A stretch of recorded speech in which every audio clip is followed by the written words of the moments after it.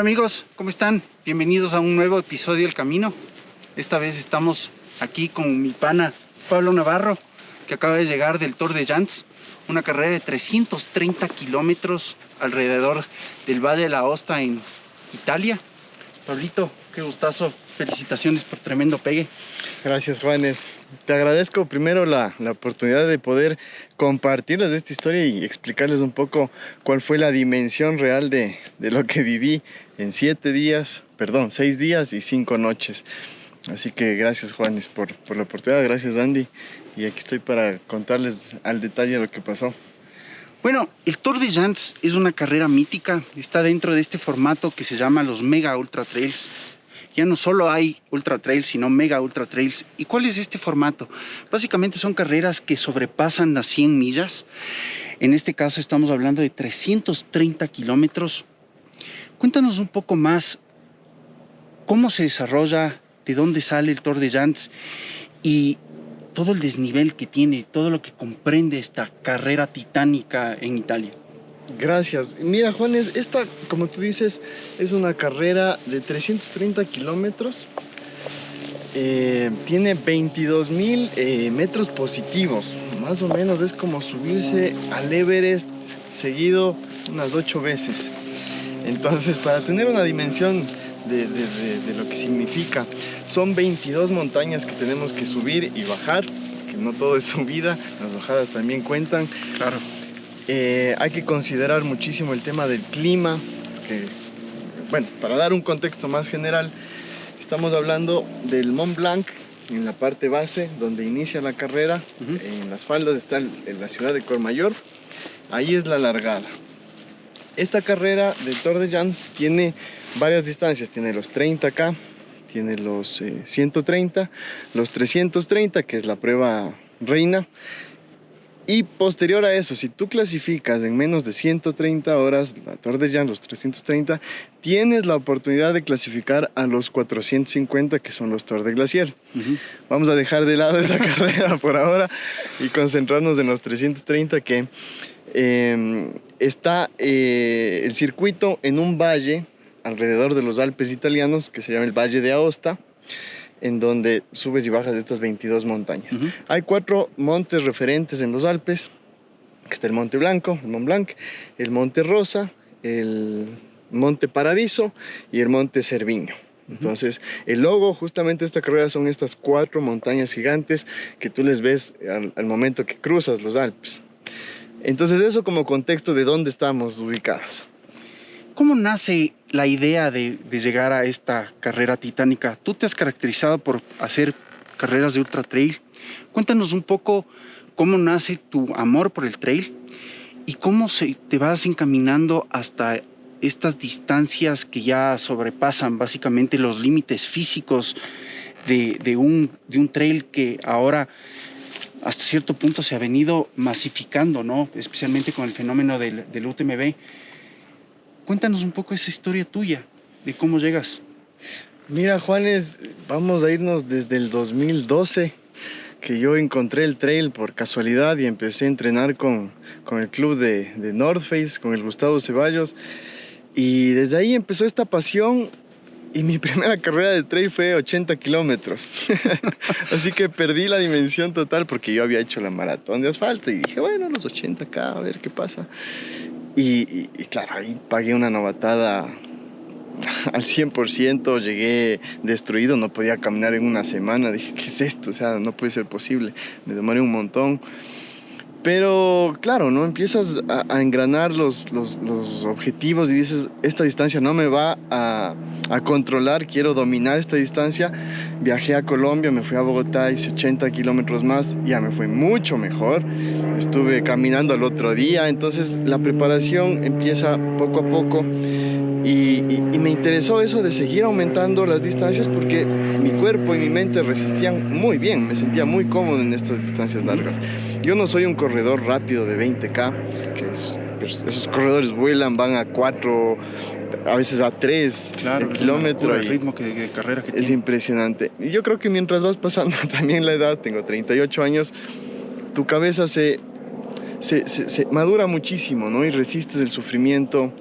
disfrutas del sufrimiento, que aunque suene raro, pasa. Y poco a poco empecé a subir kilometraje, me fui a la Patagonia Run, hice 100K, me fui a México, hice 100K, clasifiqué a la UTMB, hice los 170 kilómetros en el 2015 aproximadamente.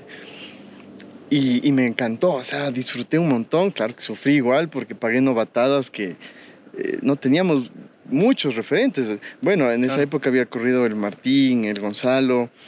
El Henry. No, el Henry fue después. Sí, el Henry fue el después. La Sandra ya también estaba en ese ciclo. Sandra. No había corrido todavía UTMB, pero ya estaba metida en todo lo que era el circuito UTMB. Correcto. La Gaby Vaca, sí. Jaime Vélez. Entonces, eran pocas personas que te daban una referencia y después de eso hice los 170 y dije, bueno, ¿qué más hay? Porque después de los 170 es como que en esas épocas no había más carreras largas, o que yo conocía al menos. Y encontré una que se llama la Gore-Tex Transalpine, que son 270, pero es multietapa. Entonces empezó también esta moda de los multietapas y corrí con el Andrés Novillo. Los 270 kilómetros fueron en 7 días, hacías un promedio de 40 a 45 kilómetros diarios. Hermosa carrera, la organización espectacular. Y claro, ya empiezas a dimensionar lo que vas haciendo y dices, tengo una trayectoria de ultramaratones interesante. Y eso es lo que me apasiona, ese es mi estilo de vida. Y dije, bueno, pasó un tiempo y dije, tengo un objetivo, encontré una carrera y hacer la Tour de Llans 330 kilómetros. El Gustavo Ceballos la había hecho y él me decía, mira, esta carrera es gigante, o sea, es una carrera de montaña al 100%. Y cuando él me contaba, yo no tenía mucho la dimensión o no me compraba la idea de poder hacer esa carrera. Entonces dije, bueno, yo este objetivo le veo un poco lejano. Pasó el tiempo, pasaron los años y me compré la idea. Dije, yo me siento capaz física y mentalmente de hacer esta carrera. Luché desde cero en el tema primero de encontrar el cupo, de ver mis recursos, la preparación, buscar consejos, la parte mental. Ya vienes estudiando desde toda esta trayectoria que te digo, pero es prepararse a un sufrimiento fuera de mi entendimiento, o sea, estaba fuera de mi claro, no lo puedes mencionar, no lo puedes comprender, porque realmente no es algo que se vive todos los días, y realmente la preparación mental es uno de los puntos claves para poder afrontar algo tan grande, ¿no? ¿Qué tan importante ha sido la experiencia que tú tuviste construyendo esta trayectoria en Ultra Trails para poder llegar y decir, bueno, mentalmente creo que estoy preparado para afrontar algo así? ¿Cuáles han sido, digamos, los puntos claves en todas las carreras que tú has tenido para poder llegar a ese punto y decir, y bueno, tomar esta decisión, ¿no? Hablemos de la parte física. Yo creo que todos llegamos a un punto físico en el cual el cuerpo se rompe, ¿no? Digamos, tienes dolor muscular, tienes fatiga, estás cansado, hay ampollas. Y las primeras carreras, una ampolla te hacía parar, o sea, decías, me duele mucho, voy a ir más despacio. Pero después te empiezas a acostumbrar y dices, una ampolla es una cosa que tan chiquita que lo puedes gestionar ese momento, ¿no? Entonces, simplemente ya sabes cómo ir gestionando los inconvenientes y los problemas que tienes. Si tienes un calambre, paras, estiras y sigues. Si tienes una ampolla, te taipeas y sigues. Entonces, esa experiencia me permitía decir, bueno, cualquier problema físico que yo vaya a tener en la carrera, entre comillas, lo voy a poder gestionar dentro de toda mi experiencia. Hubo cosas que después les voy a contar que me pasaron que no estaban presupuestadas, pero ya la parte mental es eso, ¿no? Primero sufres, odias el sufrimiento, pasas una etapa en la que empiezas a disfrutar el sufrimiento, vas corriendo los 50K del Chota, los 80 de la Petzl, y pasas prácticamente 10 horas, 12 horas corriendo, y empiezas a motivarte tú mismo, te acuerdas de tus seres queridos, de tu familia, de la gente que te apoya, de todo tu esfuerzo por entrenar y llegar a la meta, Y dices, yo me saqué el aire y soy capaz de hacer esto, y todo el tiempo te repites eso, no me voy a rendir, estoy aquí por algo, este es mi objetivo, mi estilo de vida. Hay mucha gente que cuenta con que llegue a la meta. Entonces yo te hablo de todo este contexto y es esa pregunta que te dicen, métele cabeza a la carrera. Todo el mundo te dice eso, pero no es tan fácil explicarlo. Claro, es difícil. Es difícil, y es todo este grupo de cosas, de motivaciones, de experiencias, de saber controlar a la mente, porque si la mente te controla a ti, es un enemigo gigantesco que te va a hacer parar, pero si tú le usas a tu favor, va a ser un aliado. Entonces, vienen en estas carreras tan largas, estaba el sueño de por medio, que era el principal enemigo, y no estaba dentro de mi experiencia. Yo no había corrido una carrera más larga que los 170K, de corrido, digamos, y no dormí prácticamente 45 horas. Dije, bueno, más allá de eso era un campo desconocido, y dije, bueno, vamos a ver qué pasa. Dentro de lo que los otros corredores me decían de la carrera, tienes que dormir 1 hora diaria, y por ahí recuperas un poco, y tienes que llegar a la meta en menor, o sea, en el tiempo corte, que era 150 horas. Así que el tema del sueño era una cosa, las alucinaciones, por ejemplo, ese es un tema muy, muy fuerte de manejar, porque pasan muchas cosas. Yo veía caras en las piedras, veía sombras que se cruzaban por los árboles, en una soledad absoluta, en el 5.º día, en medio de un bosque a las 3 de la mañana, que te invade el miedo, te invade esa inseguridad, te invade esa ansiedad. Y ahí es donde entra este concepto, métele cabeza. Ok, vuelves a tu centro, respiras y dices, ok, tu cabeza te quiere controlar, tu cabeza te manda mensajes para que te detengas. Entonces le retas, le dices, ok, ¿qué más? ¿Me vas a hacer ver caras? ¿Me vas a hacer sombras? ¿Qué más? No me vas a detener, y sigues. Y enseguida la mente engrana y dices, dale, dale, dale. Y es una motivación adicional. Llegó el punto en que empecé a alucinar ya jalones en la camiseta. O sea, temas ya, yo sentía en la pantaleta que me jalaban la ropa, y yo sabía que era mi cabeza. Y solo, simplemente bajas la cabeza y no haces caso y dices, dale, Paulín, tú puedes, Paulín. ¿Cómo tratas de canalizar ese tipo de pensamientos adversos que te está comenzando a maquinar la cabeza? Porque muchas de estas cosas simplemente son señales o son luces de que el cuerpo está al punto del colapso y tu cabeza está diciendo para, porque está en un estado de emergencia. Eso es básicamente lo que está pasando fisiológicamente hablando. Pero a nivel mental, ¿cómo tú lo trabajas para poder sobrellevar estos retos, estos obstáculos que te estás poniendo tú mismo y salir de esos huecos? Mira, creo que no hay una clave o una receta para todos que sea específica. Yo creo que a cada uno le sirven cosas diferentes. En lo personal, a mí me sirve anclarme a ciertas cosas. Entonces, cuando caigo en esos momentos de crisis mental y físico, saco estas anclas que me ayudan. Por ejemplo, una nota de voz de mi sobrina que duraba 5 segundos, pero le repetí, no te voy a exagerar, unas 200 veces en los 6 días. Y eso me regresaba a mi centro de control, de equilibrio. Recordar a mi familia, recordar a los seres queridos. Eso era mi ancla, o sea, esa es mi fortaleza, mi punto de aquí nadie se mete, y no me voy a rendir. O sea, paraba, tomaba aire, pensaba en eso y continuaba.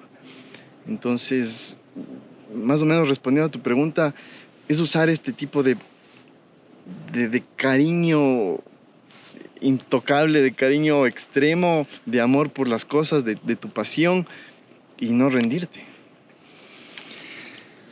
Creo que hay una parte muy importante en esto, ¿no?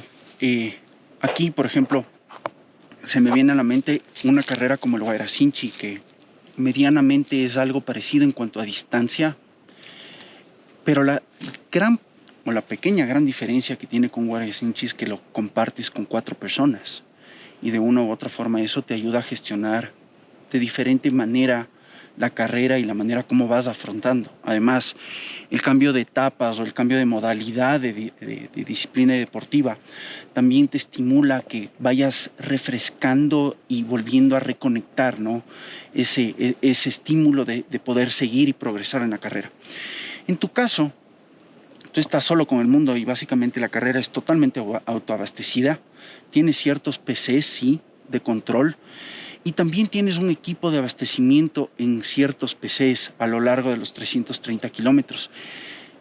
¿Qué importante es tener ese equipo y qué significó a ti tener dos personas que estaban atrás tuyo pendiente durante todo este proceso de la carrera? Importantísimo lo que dices, Juanes, porque eso fue uno de los cimientos para poder terminar esta carrera. Y te voy a hablar un poco para tener el contexto. Tú arrancas esta carrera a las 9 de la mañana con toda la energía y con toda la motivación y con la cabeza súper clara de las cosas que tienes que hacer. Y tú tienes tus carbohidratos, tus geles y muy bien planificado las horas y tiempos para poder gestionar tu energía durante tanto tiempo. Y empiezas con esa sensación, pero claro, pasan las horas, estoy hablando de 24 horas, donde llegas al primer PC, y llegas medianamente bien, o sea, estás todavía entero, vas un día apenas. Y la ayuda es emocional, es controlar los temas, vas bien, tranquilo. Tenía a mi amigo, al Cristian Martínez, que es un amigo de toda la vida, entonces fue uno de los escogidos para que me apoye. Él vive en Europa, entonces fue más fácil para él estar conmigo allá. Y mi novia, que realmente desde el día cero se puso la mochila encima en temas de planificación, de apoyo, de gestión. Había días en los que, por ejemplo, me negaron la visa y tuvimos que tramitar por otra parte. Ella estuvo ahí soportándome. Cosas chiquitas que créeme que a la final Claro, suman un montón, claro, sin duda.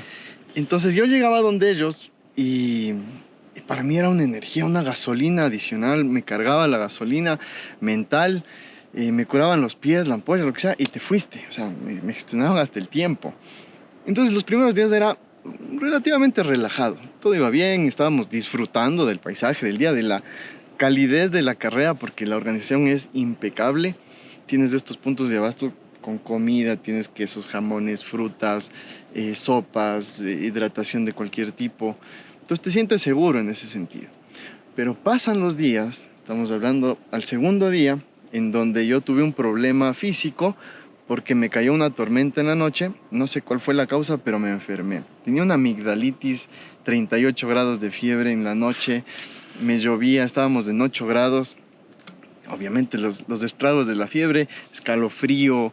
Me puse el impermeable, no me estaba mojando por la lluvia, pero por el sudor de la fiebre empecé a mojarme por el sudor. Estaba estilando, eran las 3 de la mañana y dije, tengo que bancarme en la fiebre. Y claro, eso fue un golpe brutal porque mi objetivo de tiempo que yo tenía estimado se vino para abajo y mis objetivos cambiaron. Y dije, bueno, tengo que llegar, sea como sea, sin importar el tiempo, pero tengo que recuperarme de esta fiebre. Entonces yo gestionar la fiebre era mi prioridad. Y claro, mi equipo estaba atrás de eso. No te daban antibióticos tan fácil por el tema del doping. Tuve que explicarle a una doctora en el kilómetro 150, me aguanté prácticamente un día así con esta fiebre en el sol después, bueno. Y me dijo, mira, te voy a dar una receta para que te compres el antibiótico, pero yo no me hago responsable si te cachan un doping. Y dije, mira, no creo que pase eso, porque yo no estoy peleando los primeros puestos, además. Claro. Pero necesito llegar a la meta, o sea, necesito que me ayudes con este tema, porque no hay otra manera, no voy a llegar con fiebre. De acuerdo, me ayudó. Mi amigo el Cristian se fue por los pueblos de los Alpes, no sé cómo lo consiguió. Después de unas 2 horas llegó en el carro con una caja así de antibióticos. Me dijo, toma, yo, gracias, y eso te da... Ok, gestionaste ese problema. Me tomé ese antibiótico y fue como que reviví. Claro. María Isabel me puso las horas en las que tenía que tomar en los blisters con un marcador gigante porque ya la cabeza empezaba a traicionarte. lenta. Exacto, entonces ya mi planificación y la energía inicial ya cambió totalmente. Ya iba mucho más lento y reaccionaba más lento. La cuarta noche con el antibiótico también te da más sueño. Claro. Los pies ya empezaron a hincharse, a retener líquidos por tanta cosa que me estaba tomando, que el ibuprofeno, que el antibiótico adicional, que las sales, que el aminoácido, los carbohidratos, el HIIT, que es la cafeína. Entonces ya el cuerpo empieza a resentirse y ahí entra la cabeza, ¿no? Ok, todo está bajo control, tienes que mantener el objetivo, llegar al siguiente punto. Y ya se volvió el tema de motivación sentimental, si quieres decirlo, porque Claro. yo les mandaba un mensaje llegando al pueblo y era, estoy mal, o sea, estoy con sueño, estoy con dolor de cabeza, estoy alucinando. Ujú. Y el Cristian me daba el encuentro, corría 5 kilómetros y llegaba donde mí y había puntos en los que me encontraba literal arrodillado en el suelo llorando. Y yo solo le veía los pies y le decía, pana, ya no puedo más. Y me decía, vale, Pablo, tú puedes. Y los dos llorábamos en la montaña, o sea, era un tema muy emocional. Y él me decía, Paulín, créeme que yo estoy sufriendo contigo a la distancia, pero concéntrate, acuérdate del objetivo. Y, y ahí otra vez regresaba a mi centro, ¿no? Entonces íbamos corriendo hasta el punto de abasto, que eran 5 kilómetros más adelante. Y estaba la María Isabel con toda la mesa llena de todas las cosas listas. Cargaba el reloj, cargaba el celular, los audífonos, tomaba el recovery. Dormía 1 hora, 2 horas, porque al final eran 6 días y dormía 1 hora diaria. Era básico que duerma algo, no era suficiente obviamente, Claro. pero estaba preocupado de esas cosas y la parte emocional se volvió fundamental ya en esos días de crisis. Entonces el equipo me ayudó en esa parte emocional, en recuperar mi objetivo todo el tiempo, en mantener eh, mi miedo controlado, porque solo es otra cosa. Esas carreras son tan largas que la ansiedad te gana. Y en esa línea hablas de la soledad, de estar en la carrera solo, pero en realidad no estás tan solo porque tienes 350 corredores que están pasando por lo mismo, que salen desde Courmayeur en un día soleado, con una vista espectacular, una postal totalmente de turismo. Y a medida va pasando los días y va pasando el tiempo, ese paseo turístico se va transformando en una procesión que ya comienza a calarte a nivel psicológico, interno, emocional, y comienza a trastocar fibras que no estás acostumbrado a tocar. En este proceso, ¿tú cómo veías y qué sentías cuando veías que la gente comenzaba a retirarse, que comenzaban a volarte los helicópteros para poder atender emergencias por hipotermia o por alguna lesión o por alguna caída? ¿Qué sentías en ese momento? ¿Cómo lo vivías? Porque creo que es parte fundamental hacer hincapié en esto, porque no es una carrera normal en donde esto no ves en un UTMB, esto no ves en una carrera de ultra, solo ves en estas mega ultra trails en donde realmente ya el estado físico está totalmente al límite. ¿Cómo lo vivías esto? Juanes, lo viví de una manera especial. Bueno, todos los que estamos en esta comunidad del trail sabemos que la gente que corre trail es muy unida, hay mucha amistad, hay mucha empatía con el corredor, sin importar las fronteras, sin importar el país al que perteneces. Y en esa primera parte, al inicio, claro, corres con muchísima gente, haces unas colas al inicio porque todo el mundo tiene toda la energía, pero después estás solo o después te encuentras con 1 o 2 corredores máximo.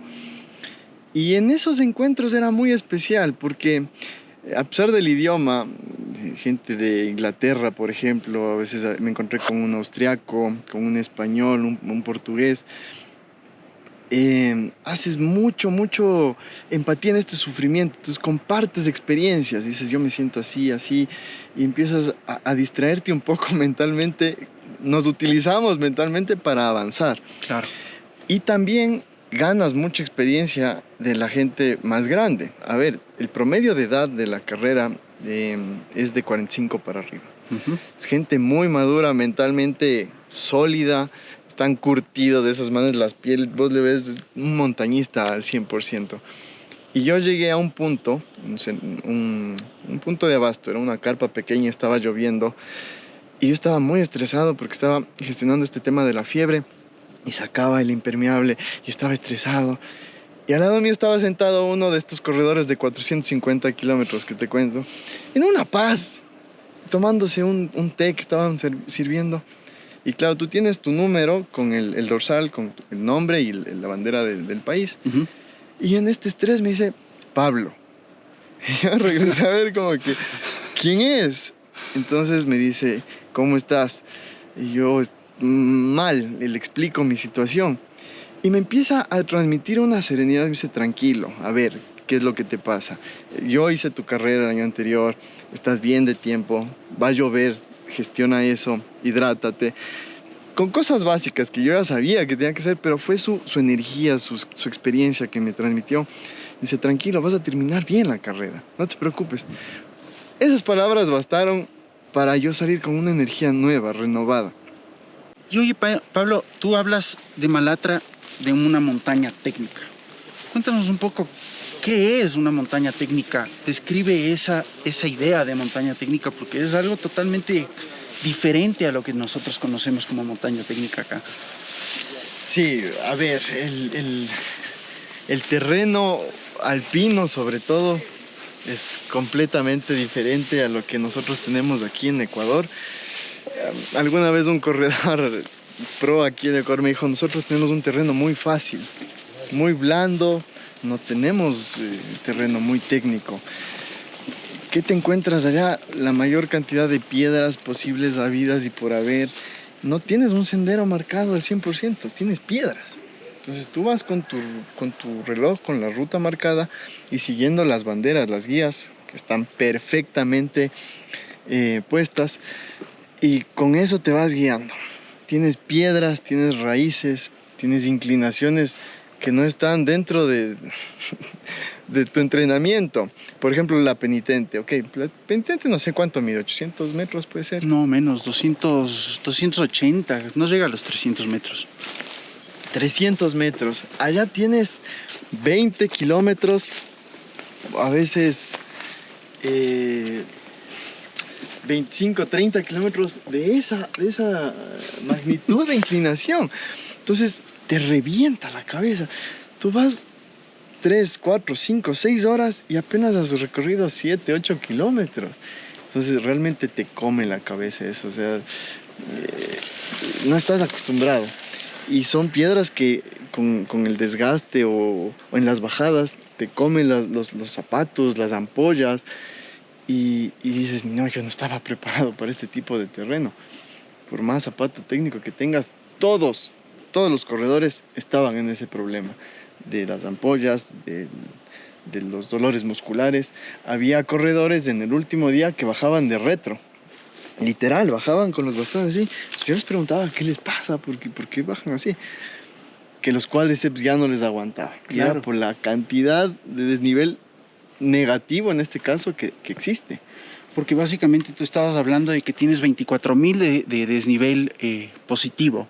Tienes una distancia, o sea, una altura o una medida de 25.000, 26.000 de negativo, que es mucho más. Y eso a veces no nos damos cuenta de que el impacto que inflige en tus articulaciones y en todo tu tren inferior es brutal y probablemente es mucho más desgastante que los ascensos. Entonces, es algo que también tienes que considerar en una carrera tan larga como esta, ¿no? Totalmente, y las bajadas son técnicas, como te digo, son muy inclinadas, tienes piedras, tienes tierra suelta, entonces no bajas corriendo libremente, bajas con cuidado de no caerte para no lastimarte y poder seguir. Entonces bajas con mucho cuidado con los bastones, te tropiezas, hay pasos técnicos de bajada en los que te ponen las sogas en las paredes de piedra, en los que literal vas bajando un estilo rappel, pero agarrándote estas cuerdas. Claro, se me ocurre algo para poderlo graficar de alguna manera, la parte alta del Irinica Norte o la parte alta del Sincholagua, el Ruco, ciertos pasos que tienes, especialmente por la ruta del Paso de la Muerte. Entonces ya es otro tipo de montañismo al que estamos nosotros normalmente acostumbrados a hacer trail acá, ¿no? Sí. Y si tienes vértigo, te juega. O sea, yo tengo vértigo y cuando llegaba a esos puntos exageradamente me agarraba en las piedras por ese temor, ese miedo a caerme. Y ves los corredores que tienen una armonía un poco más controlada y te contagia, ¿no? Entonces empiezas a ir más despacio y pasas estas rocas técnicas. Sí, yo creo que la mayoría de nosotros hemos subido al Ruco Pichincha, por ejemplo. No tal vez por el paso de la muerte, la última parte, el pico, pero tienes cierta certeza de que hay una base cerca. Acá no, acá tienes una montaña gigantesca, o sea, tienes 50 metros de caída a un lado y a veces estás en la noche y con tu linterna solo ves un abismo y todo eso se contagia de, Pablo, tú puedes, fuerza, estás solo aquí, no te puedes morir, tienes que llegar a la meta. Y no estás acostumbrado a ese tipo de cosas y fue una experiencia increíble. Saqué mucho conocimiento y eso es lo que trato de transmitirles a todos por este medio y de que salgamos y explorar este clima, este ambiente, este terreno que es muy diferente al que tenemos acá. Claro, sin duda alguna. Tú hablabas mucho de tu equipo estando en la carrera, pero también tenías un equipo a miles de kilómetros de distancia que estaban totalmente pendientes de ti. ¿Tenías contacto con ellos? ¿Hablabas con tu familia, con tus papás o con tus familiares acá? ¿Cómo lo gestionaban? ¿Cómo lo vivían? Sí, mira, justo en el segundo momento de crisis que tuve, que yo me iba a retirar, eh, trataba de ver estos mensajes que mi familia me había mandado o las notas de voz de mi sobrina que te había dicho. Uh-huh.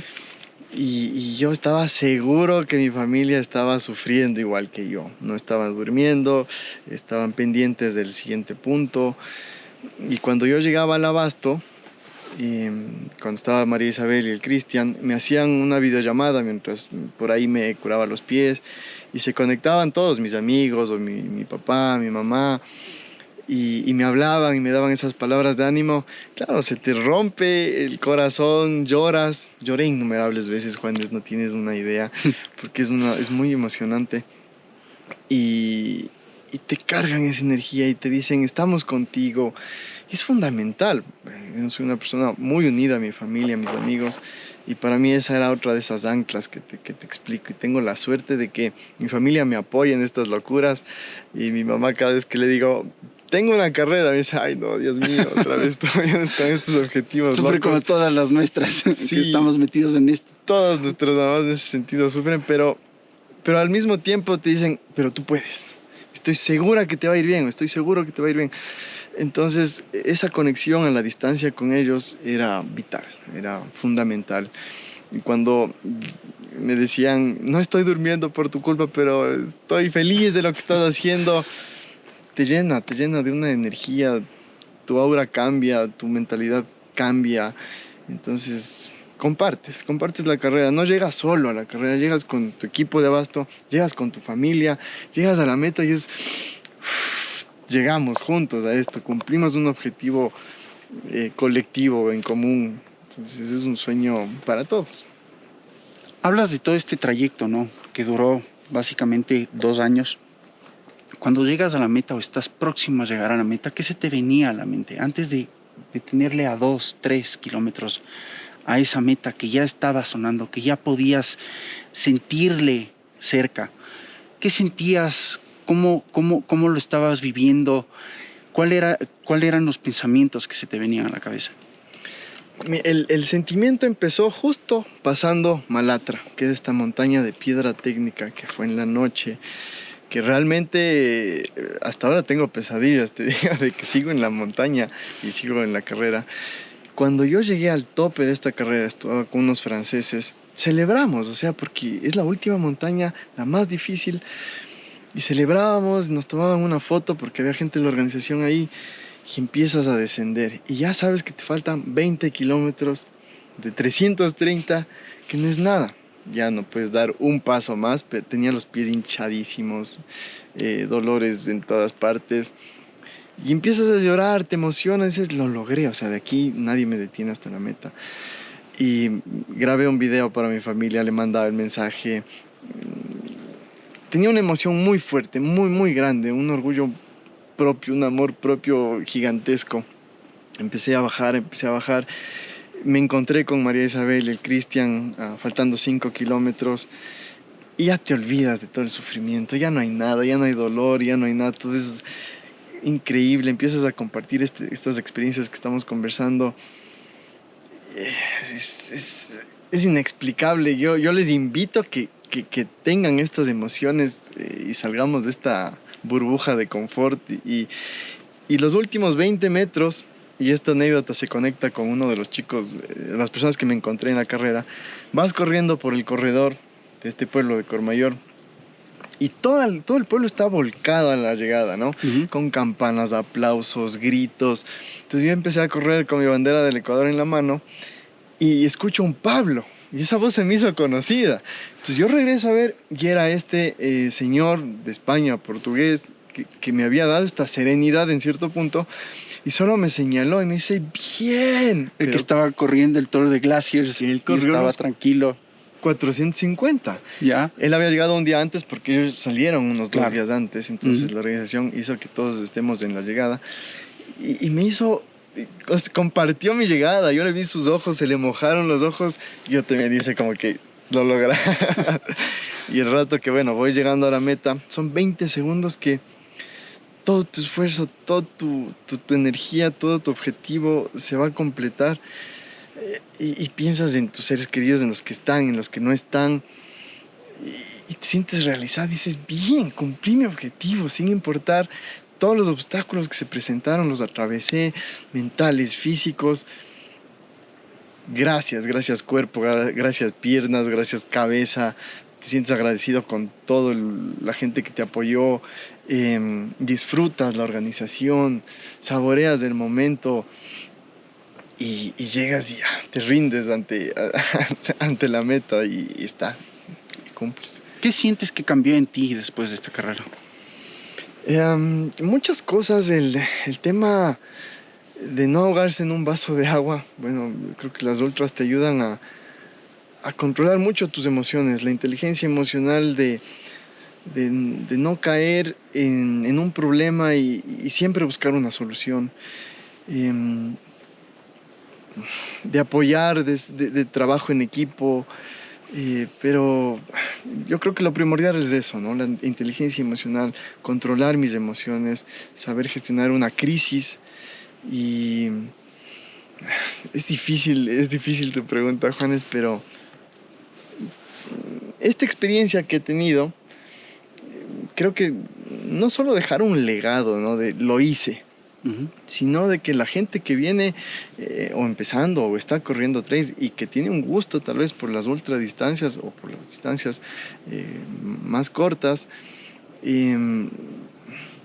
realmente pasarles este conocimiento y decirles, ok, yo me equivoqué en esto, no caigas en eso, tal vez te puede funcionar, controla tus emociones, no te vas a rendir por una ampolla, tú puedes gestionarlo. Son cosas básicas muchas veces, pero cuando tú cuentas estas experiencias en una carrera tan larga, tan compleja, creo que la gente va a decir, chévere, qué buena onda este man, me compartió todos sus conocimientos que me han costado, no me han costado, ha sido un trayecto de 15 años aproximadamente. Entonces es muy lindo tener estas experiencias y creo que no está mi límite ahí tampoco. Entonces esa es una de las diferencias. No encontré un límite. Yo creo que puedo seguir disfrutando de estas ultradistancias y te pones a investigar, ¿no?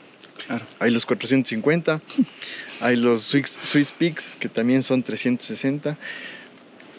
Voy a solo nombrarlo, pero hay una carrera que están publicando, todavía es algo que no está... Es un proyecto. Es un proyecto que tampoco está en mis proyectos todavía. Todavía no está en el radar. Pero para que veas que ya está en el radar de alguien, de estos corredores muy, muy experimentados, son 660 kilómetros en Suiza, en los Alpes. Alguien lo hará seguramente. Yo aún no estoy listo, pero quién sabe más adelante. Sigues ganando experiencia y te vas comprando esa idea. Cuando a algún punto yo no estaba listo para los 330 y ahora lo terminé. Así que veamos dónde termina esta historia. Realmente me conmueve escucharte, me alegra, realmente estoy súper orgulloso porque es admirable todo el proceso que has tenido que pasar. Yo he tenido la fortuna de alguna forma vivirlo un poquito más cerca que la normalidad. Y es increíble cómo va cambiando también, no solo tu manera de pensar, tu manera de gestionar las cosas, sino también la energía, que creo que es importante, ¿no? Como estas lecciones, estos momentos, estas situaciones de vida en las que nos metemos y nos sometemos nosotros y nos imponemos para poder ver de qué somos capaces, te van cambiando y te van dando una lección de vida totalmente diferente a cualquier otra, ¿no? Te hace apreciar la vida de una forma distinta, te hace valorar ciertas cosas que a veces damos muy por contado. Y bueno, gracias realmente por venir acá a compartirnos esta experiencia, todas estas vivencias y todo este cambio, esta transformación que has tenido a nivel humano, a nivel espiritual, porque creo que más allá de tener un reto físico y mental, creo que también hay un cambio espiritual dentro de todo esto. Y para cerrar quisiera hacerte una pregunta. ¿Por qué hacer estas carreras? ¿Qué es lo que te mueve para poder llegar a hacer estas carreras? Mira, es una pregunta que cada vez que cuento estas anécdotas de dolor, de que pasé sufrimiento, de que pasé sueño, de que padecí, de que pago para irme a una carrera de ultradistancia y sé que voy a sufrir, sé que me voy a lesionar, lastimar, ampollas, sangre, lo que tú quieras, que se lo ve como algo negativo. Eh, Hay mucho por explicar, porque es un estilo de vida, es una pasión. Si lo vemos en otro contexto, en otra metáfora, hay gente que le gusta andar en motos, hay gente que le gusta la música y siempre hay sacrificios. Y yo creo que todo sacrificio tiene una recompensa. Yo escogí este deporte, ese es el sacrificio que tengo que pasar, ese es el costo que tengo que pasar para tener mi objetivo, para llenarme de una meta cumplida durante todo un proceso de entrenamiento, de alimentación, el proceso mental. Entonces para mí es mucho más rico el momento que atravieso toda esta barrera de obstáculos y cumplo mi objetivo a pesar de cualquier cosa. Es una realización, es un estado mental, es crecer como persona, como corredor, como deportista, pero también como persona y como profesional, porque también lo aplico en mis roles de profesional. Cuando tengo una crisis en el trabajo, ya me tomo 2 tiempos para tomar una decisión, soy mucho más enfocado y disciplinado en llegar a un objetivo profesional. Entonces, todo se une, todo se conjuga al mismo tiempo y ese es el Pablo Navarro que disfruto, que me gusta hacer, es mi estilo de vida. Y sin duda te pone en perspectivas tantas otras cosas que a veces nos ahogamos en un vaso de agua, ¿no? Para poder gestionar de esa forma, con una serenidad y cabeza fría mucho más relajada. Así es, Juanes. Y entonces, cuando me preguntan eso, no es tan fácil explicar porque no todos somos corredores. Ustedes, en el momento que les explico, me entienden mucho más, pero una persona que no ha atravesado por algo deportivo, vale la pena preguntarle cuál es su pasión. Ok, mi pasión, no sé, voy a inventarme, es la mecánica o la música o el arte. Y siempre hay un sacrificio de por medio. Y la persona que señala desde el sofá y dice, ¿para qué se lesiona? ¿Para qué se esfuerza? ¿Para qué madruga? Es facilito. Sal de ahí, explora, atrévete a poner a tu cuerpo a prueba, a tu mente a prueba, y vas a ver que vas a cumplir cosas que están fuera de tu alcance, de tu pensamiento. No tenemos límites y yo todavía no encuentro el mío en esta pasión. Y bueno, pues la idea es seguir creciendo, aprendiendo, compartiendo los conocimientos con los que vienen atrás, dejar esa semillita de que se puede disfrutar de estas cosas tan fuertes y de que podemos lograrlo. Que el ecuatoriano tiene problemas de país, económicos, sí, esa es la realidad, pero también podemos soñar y cumplir esos sueños y esos objetivos. Sin duda, y que no pare, que no encuentres ese límite nunca y sigas viviendo como vives, hermano. Gracias. Qué gusto. Gracias por Juanes. tenerte aquí. Y nos vemos en la ruta. Cuénteme un poco cómo fue cuando le dijo, papá, me voy a correr 330 kilómetros. Ahora vi que le preguntaban, ¿por qué haces eso? Cada respuesta es diferente. Y no es que está mintiendo, sino Claro. que abarca todo eso. Son Exactamente. 10 versiones. Yo he tratado de encontrar una respuesta para mí. El que compite consigo mismo tiene la oportunidad de aprender siempre cosas mejores. Y con eso me siento medio complacido, digamos. Y yo me involucro igual. Es cierto, a muchos kilómetros y todo, pero igual no duermo, igual no como. Llevo los controles de cuánto se demoró en esta cuesta, cuánto se demoró en esta otra. Se equivocaron, decían que faltaba 15 kilómetros, mentira, faltaban 20 porque la carrera no es de 330, es de 335. Claro. Y calcularon 330 y decían, pero no, te faltan 5 más. Entonces me involucro, soy el reportero con la familia y la verdad es que también disfruto mucho. Y gracias a ustedes. No, para nosotros realmente es un honor poder conversar con usted, conversar con su hijo, ayudarle, o sea, exponer este tipo de cosas al medio, porque no solo se trata de salir a correr, sino también